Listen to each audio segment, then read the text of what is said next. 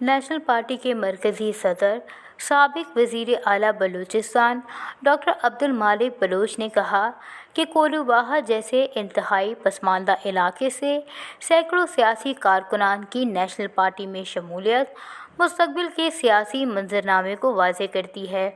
بلوچستان کے کونے کونے سے روزانہ جوگ در جوگ سیاسی کارکنان اور عوام نیشنل پارٹی کو امید کی کرن سمجھ کر شامل ہو رہے ہیں۔ عوام کو حزب سابق کسی صورت مایوس اور نا امید نہیں کریں گے۔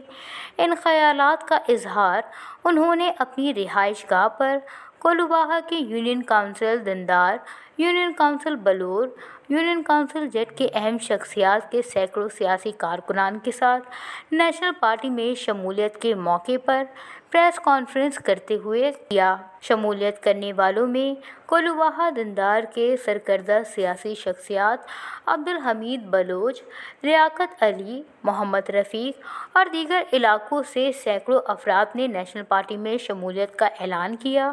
نیشنل پارٹی کے مرکزی صدر ڈاکٹر مالک بلوچ نے کولو واہا سے نیشنل پارٹی میں شمولیت کرنے والوں کا خیر مقدم کرتے ہوئے انہیں پارٹی میں شامل ہونے پر مبارکباد پیش کی اور کہا کہ کولو واہا کی عوام کو درپیش بنیادی مسائل کا بخوبی ادراک ہے۔ اقتدار میں آ کر علاقے کی پسماندگی اور عوام کی بدحالی کو مدنظر رکھتے ہوئے ان کے مسائل و مشکلات کو ترجیحات میں سر فہرست رکھا جائے گا۔ انہوں نے کہا کہ نیشنل پارٹی کے بلوچستان کی حقیقی سیاست کارکنان کے ہاتھ میں ہے۔ نیشنل پارٹی نے ہر قسم کے جبر و استبداد اور مارشل لاء کا مقابلہ کیا ہے۔ ہماری فکر عوام کو بہتر اور خوشحال مستقبل دلانا ہے۔